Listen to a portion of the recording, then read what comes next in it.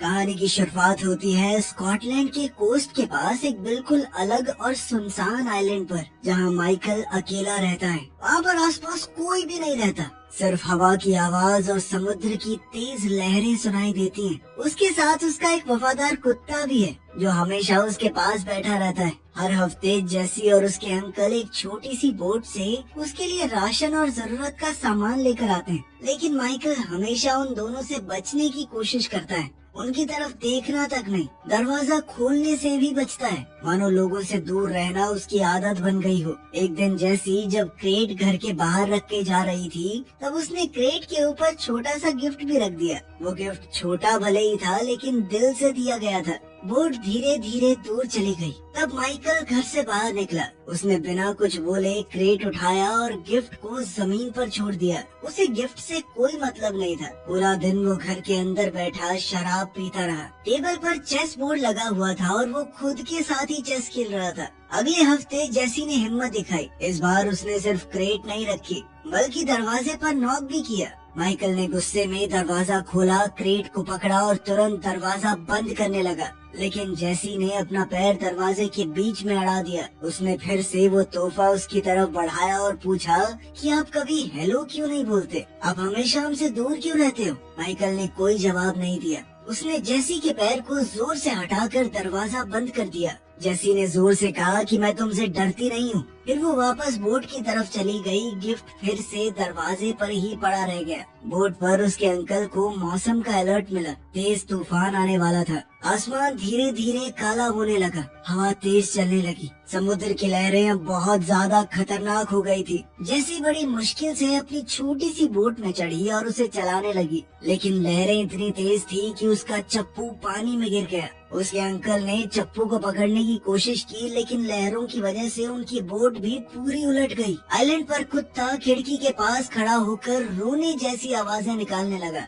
तब माइकल का ध्यान बाहर गया। उसने देखा कि समुद्र में कुछ गलत हो रहा है। वो तुरंत बाहर दौड़ा। भागते वक्त उसने गलती से गिफ्ट को लात मार दी। फिर वो अपनी बोट पर चढ़ा एक स्लाइड जैसी जगह से फिसलकर नीचे पानी तक गया और इंजन स्टार्ट करके फुल स्पीड में आगे बढ़ा। जैसी पानी के ऊपर आई, लेकिन उसका पैर एक जाल में फंस गया था। वो तैर नहीं पा रही थी। तेज लहरों ने उसे फिर से पानी के नीचे धकेल दिया और वो बेहोश हो गई। माइकल ने बिना ज्यादा सोचे समुद्र में छलांग लगा दी। उसने जाल को पकड़कर खोला, उलझे हुए हिस्से सुलझाए और जेसी को आजाद किया। उसने जेसी के अंकल को भी बचाने की कोशिश की, लेकिन तब तक बहुत देर हो चुकी थी। माइकल जेसी को अपनी बोट में ले आया, उसे तुरंत सीपीआर दिया। काफी देर तक कोशिश करने के बाद आखिरकार जेसी ने फिर से सांस लेना शुरू किया।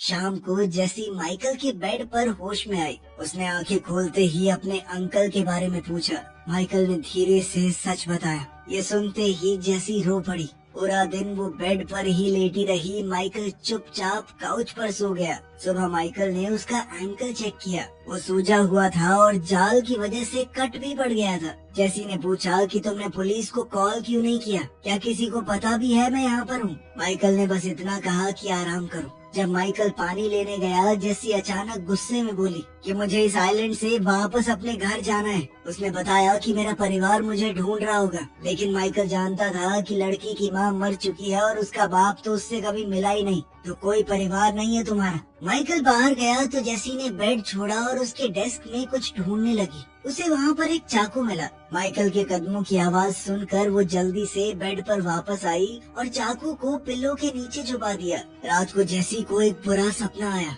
वो डरावनी आवाजें निकालने लगी। माइकल ने उसे चेक करने की कोशिश की और जैसे ही उसने जेसी को छुआ, वो झट से उठ गई और चाकू उसकी तरफ कर दिया। माइकल ने शांति से कहा कि सिर्फ सपना था। फिर उसने उसे सिखाया कि चाकू को कैसे सही तरीके से पकड़ते हैं और इस्तेमाल कैसे करते हैं उसका। दिन बीतने लगे। माइकल उसका ख्याल रखता रहा। उसे बाथरूम तक उठाकर ले गया, खाना बनाया, दवाई दी और उसके घाव साफ किए। धीरे धीरे जेसी बाहर चलने लगी और कुत्ते के साथ वक्त बिताने लगी। माइकल को ये देखकर अच्छा लगा। एक दोपहर जेसी ने पूछा कि वो उसके अंकल को कैसे जानता था। माइकल ने बताया कि हम दोनों फौज में एक साथ काम करते थे। जेसी को एहसास हुआ कि वो तो अपने सामने खड़े आदमी का नाम तक नहीं जानती और माइकल ने भी अपना नाम बताने से मना कर दिया। फिर जेसी ने कुत्ते का नाम पूछा, लेकिन माइकल ने कहा कि उसका भी कोई नाम नहीं है। तो जेसी ने कुत्ते का नाम जैक रख दिया। जेसी ने चेस बोर्ड देखा और कहा कि तुम आसानी से हार जाओगे, हाथी गलत जगह पे। खैर माइकल ने ज्यादा ध्यान न देते हुए लड़की के पैर को फिर से देखा। पैर में इन्फेक्शन हो गया था, लेकिन उसने लड़की को हॉस्पिटल ले जाने से मना किया और कहा कि जरूरत की चीजें मैं खुद लेकर आऊंगा। अब माइकल बोट से मेनलैंड गया। तब जेसी ने उसके डेस्क पर एक ड्राइंग देखी। उसने जेसी और जैक की तस्वीर बनाई थी। जब उसने ड्रॉअर खोला तो पता चला कि माइकल ने उसका दिया हुआ तोहफा खोला था। अंदर एक स्नो ग्लोब था जिसमें लाइट हाउस बना हुआ था, बिल्कुल आइलैंड वाले लाइट हाउस जैसा। उधर लंदन में एक गवर्नमेंट मीटिंग के दौरान मैनाफोर्ट नाम के एक आदमी को डांटा गया। उसने एक सर्वेलेंस प्रोग्राम चलाया था जिसका नाम है थिया। ये प्रोग्राम थिया यूके के हर फोन और कैमरा से डेटा कलेक्ट करता था। मैनाफोर्ट ने बताया कि हमने बहुत सारे हमले रोके हैं, इससे बहुत सारे टेररिस्टों को पकड़ा है। बाद में वो प्राइम मिनिस्टर से मिला। प्राइम मिनिस्टर ने रिकॉर्डिंग बंद की और एक डील की। प्राइम मिनिस्टर ने मैनाफोर्ट से कहा कि पब्लिक के सामने हम तुम्हें नौकरी से निकाल देंगे। प्राइम मिनिस्टर ने कहा, देखो तुमने काम ठीक किया है, लेकिन दुनिया नहीं चाहती कि जो उनके फोन और कैमरा देख रहे हैं वो सरकार भी देखे। पब्लिक के सामने तुम्हें नौकरी से निकाला जाएगा, तुम्हारी जगह रॉबर्टा लेगी, लेकिन सबकी नजरों से दूर तुम थिया प्रोग्राम को अब भी चलाते रहोगे। इसके लिए मैनाफोर्ट मान गया।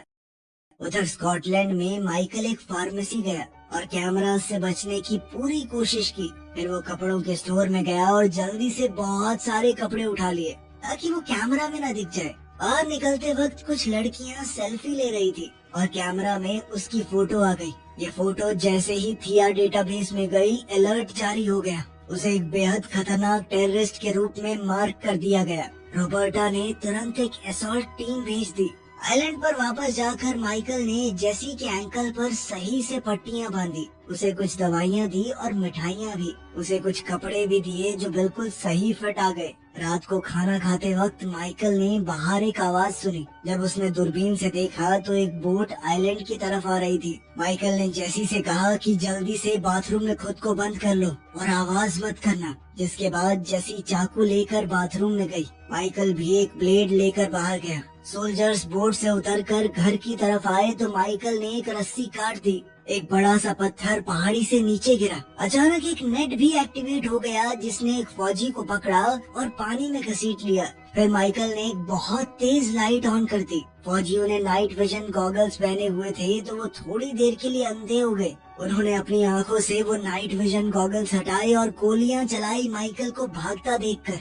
एक फौजी उसका पीछा करता हुआ पहाड़ी पर चढ़ा। माइकल ने पीछे से लालटेन तोड़कर उसके सर पर दे मारी और फ्लेयर गन से गोली चलाकर उसके शरीर में आग लगा दी। दूसरा फौजी ऊपर आया तो माइकल ने चाकू से उस पर वार करके उसे नीचे धकेल दिया। इसी बीच एक और फौजी घर के अंदर घुसा और जैक ने तुरंत उस पर झपट कर जोरदार हमला कर दिया। थोड़ी देर की जद्दोजहद के बाद फौजी ने जैक को गोली मार दी और वो मौके पर ही मर गया। सब कुछ एक पल में खत्म हो गया। फिर वो बाथरूम के दरवाजे पर आया और जोर से लात मारकर दरवाजा तोड़ दिया। उसने आसानी से जेसी के हाथ से चाकू भी छीन लिया। उसने जेसी के दोनों हाथ पकड़े और जबरदस्ती उसे उठाकर बाहर ले गया। गैराज के अंदर एक और फौजी माइकल को ढूंढने लगा। वो इधर उधर देख रहा था, अंधेरे में टॉर्च घुमा रहा था। माइकल छुप कर खड़ा था और जैसे ही फौजी आगे बढ़ा, माइकल ने एक और ट्रैप को एक्टिवेट कर दिया। ऊपर से एक बड़ा लोहे का हुक तेज रफ्तार से आया और सोल्जर के शरीर को चीर कर निकल गया। वो आदमी दर्द से चीखता हुआ हवा में लटक गया। माइकल ने रस्सी को कस के बांध दिया ताकि वो लटका रहे। फिर माइकल तुरंत साइड से अंधेरे में छुप गया। थोड़ी देर बाद एक नया सोल्जर वहाँ पर पहुँचा। माइकल बिना वक्त गवाए उस पर कूद पड़ा। उसने उसका हथियार छीन लिया और दोनों के बीच हाथापाई शुरू हो गई। माइकल ने उस सोल्जर को 3 बार चाकू मारा, लेकिन फिर भी वो लड़ता रहा।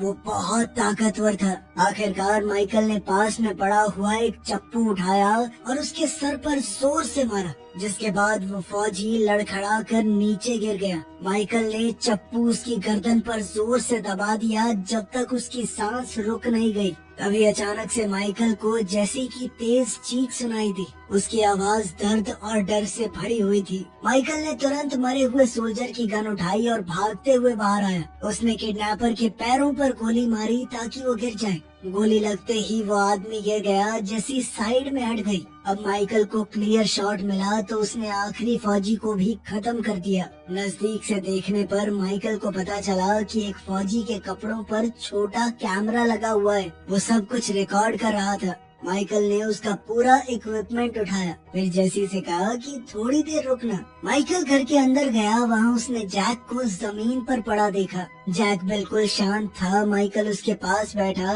उसके सर पर हाथ रखा और धीरे से माफी मांगी। मैं तुम्हें बचा नहीं पाया, उसके लिए सॉरी। फिर उसने किसी को फोन किया और धीरे से कहा कि मैं आ रहा हूँ और मेरे पास बैगेज है। कॉल खत्म होते ही उसने फोन की बैटरी निकाल दी ताकि कोई सिग्नल को ट्रेस न कर सके। फिर माइकल और जेसी सोल्जर की बोट पर बैठे और आइलैंड को छोड़ दिया। समुद्र में घप अंधेरा था, लेकिन दोनों वहाँ से निकल गए। कुछ ही वक्त में रोबर्टा को पता चला कि उसकी टीम हार गई है। उसने तुरंत एक स्पेशल एजेंट को भेजने का ऑर्डर दिया। साथ ही अपनी टीम से कहा कि जेसी का बैकग्राउंड निकालो, पता करो वो कौन है। सुबह तक माइकल और जेसी स्कॉटलैंड पहुंच गए थे। जेसी ने देखा कि माइकल के कपड़ों पर खून लगा है और उसका जख्म खुल गया था। वो बोली कि तुम्हारा खून बह रहा है। माइकल ने शांत आवाज में कहा कि मैं ठीक हूँ, चिंता मत करो। दोनों शहर के बीच में चुपचाप घूमने लगे। उन्होंने कैमरा से बचने की कोशिश की और आखिरकार उन्हें एक गाड़ी दिखी जो इस्तेमाल की जा सकती है, लेकिन किसी और की गाड़ी है, चाबी तो नहीं है उनके पास। अब माइकल ने जेसी को बंदूक चलाना सिखाया। उसने कहा कि गार्ड बन के खड़ी रहना और ध्यान रखना। फिर वो सामने वाले घर के अंदर घुस गया। अंदर जाकर वो कार की चाबी ढूंढने लगा। तब एक छोटे बच्चे ने उसे देख लिया और डर गया। अचानक घर का मालिक दरवाजे पर आया और माइकल पर बंदूक तान दी। हालात खराब हो गए, लेकिन पीछे से जेसी ने हिम्मत दिखाई। उसने उस आदमी को मजबूर किया कि माइकल के घाव का इलाज करे। इसी बीच रोबर्टा की टीम का एक टेक्नीशियन बोला कि जो टेररिस्ट प्रोफाइल पहले दिखा था वो नकली है। किसी ने सिस्टम के अंदर ये प्रोग्राम किया था कि एक खास चेहरा कैमरे पर आए तो अलर्ट दिखे। कोड खुद ब खुद डिलीट हो जाता है। जब उसे कुछ गड़बड़ लगी तो टेक्नीशियन ने थोड़ी छानबीन की। अब स्क्रीन पर माइकल की असली प्रोफाइल आई। लिखा था कि वो तो एक लड़ाई में मारा गया। रोबर्टा ने कहा कि कोई हमें अपने ही लोगों को मारने पर मजबूर कर रहा है। टेक्नीशियन ने उसकी मिशन फाइल खोलने की कोशिश की, लेकिन कंप्यूटर ने मैसेज दिया कि ये फाइल मौजूद ही नहीं है। तभी सिस्टम ने स्कॉटलैंड से 911 का एक कॉल पिक किया। एक लड़का रो रहा था, ये कहते हुए कि उसके पापा को एक आदमी और लड़की ने पकड़ लिया है। रोबर्टा ने तुरंत नई टीम भेजी और साथ में पहले वाले एजेंट को भी भेजा। उधर मैनाफोर्ट अपने सॉफ्टवेयर से सब कुछ देख रहा था। उसने रिकॉर्डिंग चेक की और शॉक हो गया कि माइकल जिंदा है। जब उसने सुना कि रोबर्टा एक खास एजेंट को भेज रही है, उसने उस एजेंट को पहले कांटेक्ट किया और कहा कि ये ब्लैक ऑपरेशन है, तुम सिर्फ मुझे रिपोर्ट करोगे। एजेंट वर्कमैन पहले से उसका वफादार है तो वो तुरंत मान गया। मैनाफोर्ट ने ऑर्डर दिया कि माइकल और जेसी दोनों को मार दो। घर के मालिक ने माइकल के घाव को बंद किया। वो वहाँ से निकलना चाहता था, लेकिन पुलिस ने बिल्डिंग को घेर लिया। ओनर के बेटे ने मान लिया कि मैंने ही पुलिस को फोन किया था। पुलिस को ऑर्डर था कि वो हमला ना करे, लेकिन जैसे ही ओनर दरवाजा खोलने भागा, वॉकमैन ने सीधा उसके सर में गोली दाग दी। माइकल ने सही वक्त पर लड़के को रोक लिया, वरना वो भी मारा जाता। वर्कमैन ने पुलिस की गाड़ियों पर लगातार गोलियां चलाकर उन्हें तोड़ दिया। वहीं माइकल और जेसी पीछे के दरवाजे से भागने लगे, लेकिन तभी दो पुलिस वाले सामने आ गए। माइकल अकेला दोनों से भिड़ गया और कुछ ही सेकंडों में दोनों को बेहोश कर दिया। तीसरा पुलिस वाला बाहर आया तो माइकल ने सीधा एक मुक्का मार के उसे भी गिरा दिया। उसने पुलिस वाले के हथियार भी उठा लिए। बाकी पुलिस वाले जब रोकने के लिए आए तो माइकल ने पेपर स्प्रे और टेजर से सबको गिरा दिया। आखिरी पुलिस वाले ने तो लड़ने की कोशिश भी नहीं की। माइकल ने उससे सीधा चाबी ले ली। अब दोनों पुलिस की गाड़ी में बैठकर भागने लगे। बाहर निकलते वक्त माइकल से कुछ गाड़ियां टकरा गई, लेकिन वो फिर भी बचकर निकल गया। रोबर्टा कैमरास पर सब कुछ देख रही है। उसने वर्कमैन को कॉल करने की कोशिश की, लेकिन उसने अपने कम्युनिकेशन डिवाइस बंद कर दिए थे। वर्कमैन पुलिस कार का पीछा करने लगा। उसने अपनी गाड़ी से उनकी कार को टक्कर मारी। माइकल ने स्पीड बढ़ा दी तो वर्कमैन ने गोली चलाई। खिड़की तो टूट गई, लेकिन कोई घायल नहीं हुआ। फिर उसने 2-3 और टक्कर मारी। जंगल के रास्ते दोनों गाड़ियां चलती रही। माइकल ने अचानक से तेज मोड़ लिया ताकि दुश्मन कंफ्यूज हो जाए, लेकिन वर्कमैन भी तेज था। उसने तुरंत फॉलो किया और फिर से टक्कर मारी। वर्कमैन ने फिर गोली चलाई। माइकल ने गाड़ी को जिगजैग चलाकर बुलेट्स को मात दे दी। फिर वो धीरे धीरे चलने लगा। जैसे ही वर्कमैन आगे निकला, माइकल ने उसकी गाड़ी को जोर से साइड से मारा, जिससे गाड़ी पलट कर गिर पड़ी। माइकल ने ये पक्का किया कि उसकी गाड़ी रोड से बाहर हो जाए। फिर वो और जेसी वहाँ से निकल गए। कुछ मीलों बाद उन्हें कंस्ट्रक्शन साइट मिला। माइकल ने कहा कि अब गाड़ी बदलनी पड़ेगी। उधर जंगल में वर्कमैन अभी भी जिंदा है। वो धीरे धीरे रोड पर चलने लगा। तब एक पुलिस कार और एक आम आदमी की गाड़ी ने रोड ब्लॉक कर दिया। वर्कमैन ने तुरंत पुलिस ऑफिसर को गोली मारी और सिविलियन को मजबूर किया कि गाड़ी दे दे। ऑफिस में रॉबर्टा ने मैनाफोर्ट को कॉल किया और पूछा कि क्या तुम माइकल को जानते हो। मैनाफोर्ट ने बताया कि सालों पहले उसने एक सीक्रेट प्रोग्राम चलाया था जिसका नाम था ब्लैक काइट्स। ये बेहद खतरनाक एजेंट्स थे जो सीक्रेट मिशन करते थे बिना किसी गवर्नमेंट रिकॉर्ड के। माइकल उन्हीं एजेंट्स में से एक है और बहुत ज्यादा टैलेंटेड भी। एक दिन उसे एक दूसरे देश में इंटेलिजेंस ऑफिसर को मारने भेजा गया, लेकिन उसने अपनी रिपोर्ट झूठी लिखी और गायब हो गया। मैनाफोर्ट को शक था कि शायद माइकल दुश्मनों के साथ मिल गया था। उसने रॉबर्टा से कहा कि अपनी पूरी ताकत इस्तेमाल करो उसे रोकने के लिए। बाद में रॉबर्टा ने टेक्नीशियन से ब्लैक काइट सिस्टम को हैक करवाया। फाइलें खुलने लगी। उसने देखा कि माइकल ने एक ईरानियन साइंटिस्ट को भागने में मदद की थी। साइंटिस्ट ने उन्हें न्यूक्लियर प्रोग्राम की सारी जानकारी दे दी। ऑर्डर ये था कि उसे मार दो, लेकिन माइकल ने अपनी बात से फिरना सही नहीं समझा। जब रॉबर्टा फाइल्स पढ़ रही थी तो मैनाफोर्ट सिक्योरिटी कैमरास से उस पर भी नजर रखे हुए था। सब कुछ और ज्यादा खतरनाक हो गया था। कुछ समय बाद जेसी ने शांत आवाज में माइकल से पूछा कि क्या उसका कोई परिवार है। माइकल ने सीधा जवाब दिया कि नहीं, कोई परिवार नहीं है मेरा। उसने बताया कि मुझे बीवी और बच्चे नहीं चाहिए थे, क्योंकि अगर फैमिली होती तो चीजें और ज्यादा मुश्किलों भरी हो जाती। उसने समझाया कि उसकी जिंदगी पहले ही खतरनाक और उलझी हुई थी, और अगर बीवी और बच्चे होते तो जान का खतरा और बढ़ जाता। जेसी ने थोड़ा दुखी होकर बताया कि मुझे मुश्किलों भरी जिंदगी भी मंजूर होती अगर उसकी माँ और उसका मामा वापस मिल जाते। ये कहते हुए उसकी आंखों में आंसू थे। फिर उसने बैग से एक फोल्ड किया हुआ पेपर निकाला। वो जैक की ड्राइंग थी जो उसने खुद बनाई थी। उसने धीरे से कहा कि जैक तुम्हारा असली परिवार था। थोड़ी देर सफर करने के बाद दोनों अगले शहर पहुंच गए। वहाँ पहुंचकर दोनों ने अपने सिर झुका लिए और सीधा चलने लगे ताकि सिक्योरिटी कैमरास उनके चेहरे को रिकॉर्ड न कर सके।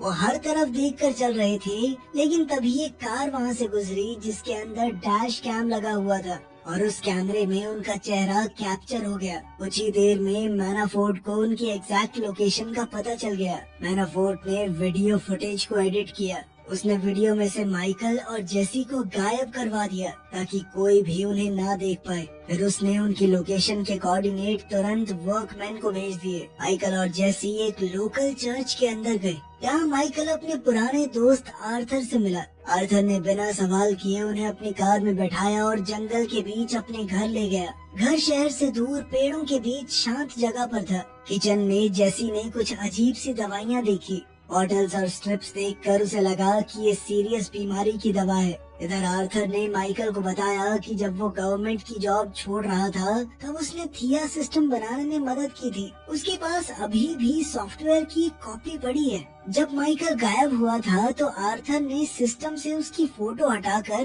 किसी रैंडम आदमी की फोटो लगा दी थी ताकि वो अपने दोस्त को बचा सके, लेकिन बाद में मैनाफोर्ट ने उसे टेररिस्ट ही बना दिया। माइकल ने आर्थर से कहा कि वो जेसी का ख्याल रखे जब तक वो बाहर जाकर लड़ाई खत्म करेगा। आर्थर ने दुखी होकर मना कर दिया। तब जेसी ने बीच में बोल दिया कि आर्थर को कैंसर है। उसे ये इसलिए पता चला क्योंकि आर्थर भी वही दवाई ले रहा है जो उसकी माँ ने मरने से पहले ली थी। जेसी को लगा कि माइकल उसे छोड़ना चाहता है। उसने कहा कि मैं किसी पर बोझ नहीं बनना चाहती, मैं चुपचाप चली जाऊंगी यहाँ से। वहीं आर्थर बताने लगा कि मेरे पास सिर्फ कुछ ही महीने बचे हैं। ये सुनकर माइकल ने एक पुराने ट्रैफिकर का एड्रेस पूछा जिसे वो लोग पहले जानते थे। आर्थर ने मना किया और कहा कि वो आदमी बहुत खतरनाक है, लेकिन माइकल ने कहा कि मेरे पास दूसरा कोई ऑप्शन भी नहीं है। जब वो निकलने वाले थे तो किसी ने दरवाजा खटखटाया। बाहर वर्कमैन खड़ा था। उसने बिना देर किए गोलियां चलानी शुरू कर दी।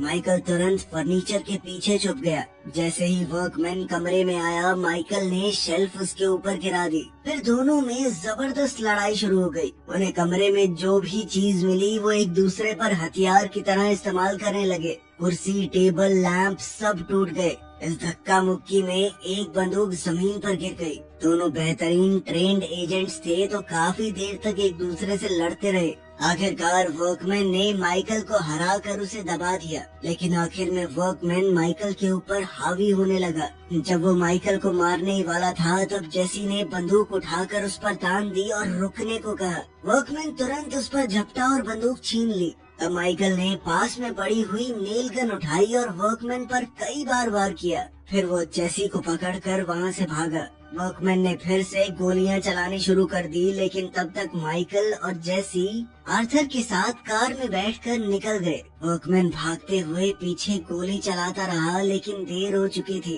मैनाफोर्ट ने उसे मैसेज भेजा और पूछा कि काम खत्म हुआ या नहीं। वर्कमैन ने जवाब दिया कि नहीं। तब मैनाफोर्ट ने अपने असिस्टेंट से कहा कि टीम को तैयार करो। शहर पहुंचकर आर्थर ने माइकल को एक फोन दिया और खुद अलग हो गया। अब माइकल और जेसी अकेले ड्राइव कर रहे थे। जेसी ने कहा कि मुझे अपने साथ अगले आइलैंड पर साथ ले चलो। माइकल ने मना कर दिया और कहा कि मैं चाहता हूँ तुम एक बेहतर जिंदगी जियो। उधर रॉबर्टा को टेक्नीशियन ने बताया कि कोई थिया सिस्टम को चुपके से इस्तेमाल कर रहा है। तब उन्होंने ट्रैप तैयार किया। उधर लंदन में माइकल ने जानबूझकर कैमरास को अपना चेहरा रिकॉर्ड करने दिया। वो एक नाइट क्लब में गए तो बाउंसर ने उसे रोका। इस पर माइकल ने उसे तब तक पीटा जब तक उन्हें एंट्री नहीं मिल गई। मैनाफोर्ट ने कैमरा पर उनका चेहरा देखा और लोकेशन ट्रैक करने की कोशिश की, लेकिन वो तुरंत ब्लॉक हो गया। अब रॉबर्टा को समझ आ गया कि मैनाफोर्ट उसके पीछे गेम खेल रहा है। क्लब के अंदर माइकल और जेसी ट्रैफिकर कमल से मिले। माइकल ने कहा कि जेसी के लिए भी एक नई पहचान बनानी है। कमल ने पूछा कि मैं तुम्हारी क्यों मदद करूं? माइकल ने कहा कि देख, मैं भी जानता हूं और तू भी। तूने बहुत सारे लोगों की इंफॉर्मेशन मैनाफोर्ट को दी है। बहुत सारे दुश्मन है तेरे जो ये जानते नहीं है कि तूने उन्हें पकड़वाया है। अगर मैं पकड़ा गया और ये बात मैंने लीक कर दी तो बहुत गंदा फंसेगा बेटा। फिर माइकल ने कैमरा में अपना चेहरा भी दिखा दिया, इसीलिए एजेंट जल्दी ही क्लब में पहुंचने वाले होंगे। अब कमल के पास उनकी मदद करने के अलावा कोई दूसरा ऑप्शन नहीं था। थोड़ी देर में पेपर रेडी हो गए। बोट 30 मिनट में निकलने वाली है। दोनों क्लब से निकलने लगे, लेकिन मैनाफोर्ट की टीम वहां पहुंच चुकी थी। माइकल ने एक आदमी पर हमला करके उसे गिरा दिया और उसकी बंदूक छीनकर उसे गोली मार दी। तेज बजते म्यूजिक की वजह से किसी को पता नहीं चला। फिर माइकल ने एक टूटे हुए ग्लास से दूसरे एजेंट को भी मार दिया, लेकिन फिर जब तीसरे एजेंट को उसने गोली मारी तो लोगों को शक